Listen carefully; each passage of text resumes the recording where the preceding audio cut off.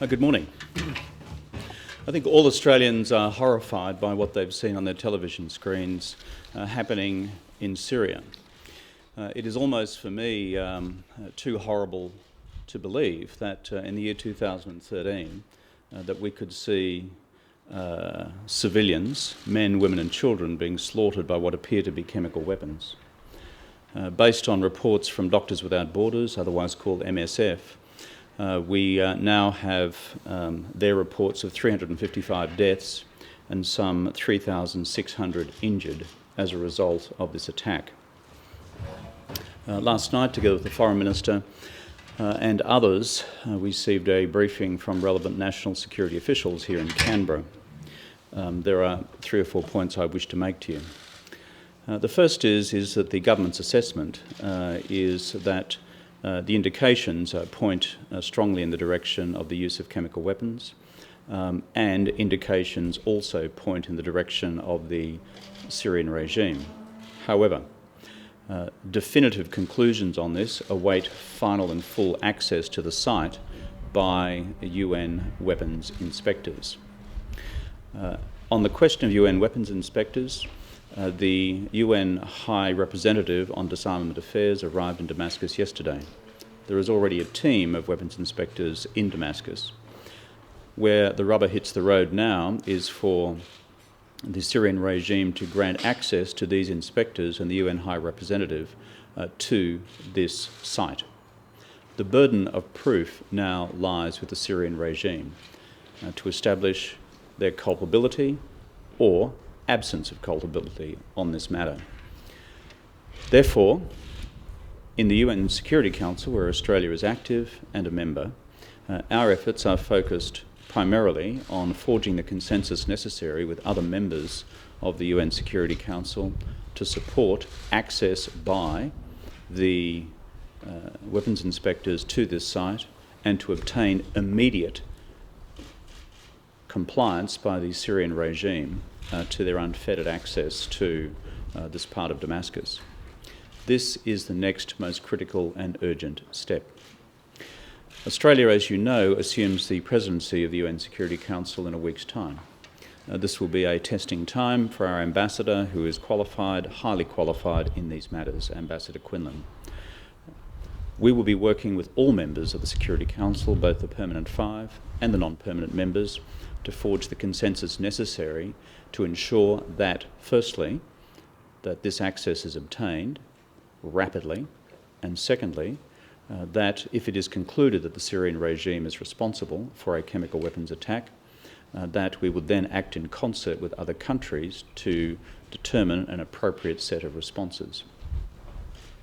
Furthermore, Australia also has for a long time been active in international diplomacy on the question of chemical and biological weapons.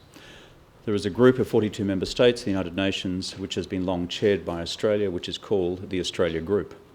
And that is because of our long-standing work on a chemical weapons convention going back to the days of Gareth Evans. Australia, in the capitals of the world, those 42 capitals at present, is working to forge consensus around a common position to place maximum pressure on the regime in Damascus to accept weapons inspectors to this site now. That is what we're doing through our diplomatic network around the world as we speak. Since we met last night, we've also sought information from our officials on the question of Australian military personnel who are currently in the region. This is an important matter. We have a small number of Australians who are currently attached to UN missions on the Golan Heights, both on the Syrian side and on the Israeli side, as well as Australian troops who are also active on the Israeli-Lebanese border. Our concern, of course, is for their well-being. We've confirmed from the defence chiefs that these Australian personnel have been trained in handling chemical weapons attacks and are all equipped appropriately to handle any such attack should there be any proliferation of this event that we've seen in Damascus. We'll be seeking further reports during the course of the day on any other Australian personnel in the wider Middle East region, and I have in mind there our forces currently in the Sinai under the multinational force which is present there. The final point I'd make before I turn to the Foreign Minister and his recent discussions with both the British and French Foreign Secretary and Foreign Minister respectively is to note the statement which has been issued by the White House overnight, Australian time, which refers to the convening of the National Security Council in Washington and the reported use of chemical weapons by the Syrian government on Wednesday, the 21st of August near Damascus. It states, and I think it's important for all Australians to note this, that in coordination with international partners and mindful of the dozens of contemporaneous witness accounts and record of symptoms of those who have been killed, the US intelligence community continues to gather facts to ascertain what has occurred. Furthermore, on the response question, the President also received a detailed review of a range of potential options that he had requested be prepared for the United States and the international community to respond to the use of chemical weapons. These matters will be the subject of discussion in a continuing series of meetings in the UN Security Council in the days ahead. And my responsibility as Prime Minister is to keep the Australian people informed of this during this caretaker period, and consistent with the caretaker conventions to ensure that Mr Abbott is also informed from officials as to what is happening in capitals around the world and in the events unfolding in Damascus itself. I might turn to the Foreign Minister and then take your questions. Both the Foreign Secretary of the United Kingdom, William Hague, and the Foreign Minister of the French Republic, Laurent Fabius, share our concern, and their assessment of the available material is again, as the Prime Minister put it, everything points to chemical weapon use in the eastern suburbs of Damascus, and second, to that use having been instigated by the Assad government. The assessment of the Australian government by our intelligence community accords with that the French and British shared with us. The Prime Minister spoke with some detail about the work we'll be doing on the Security Council, but in addition to that, our work with the Australia Group is worth underlining. This group came together to give effect to a universal ban on chemical weapons by seeing that the component parts of chemical weaponry were not able to move across borders.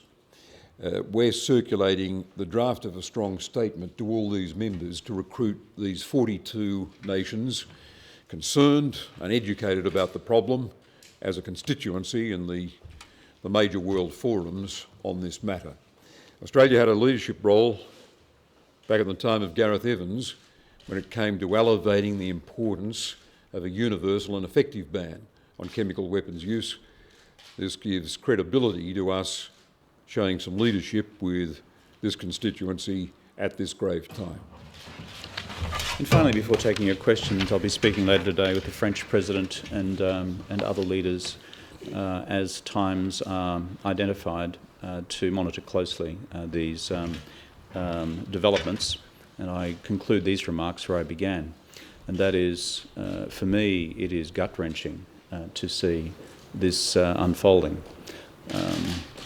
The thought that these sorts of attacks could occur against unarmed civilians, and with the graphic and horrific deaths of children and women, men and families unfolding before us. It is like a medieval barbaric scene rather than something we'd expect on our television sets in the year 2013. And we, as a responsible member of the international community, and particularly with our responsibilities in the UN Security Council, take these matters as being central to our foreign policy responsibilities, not marginal.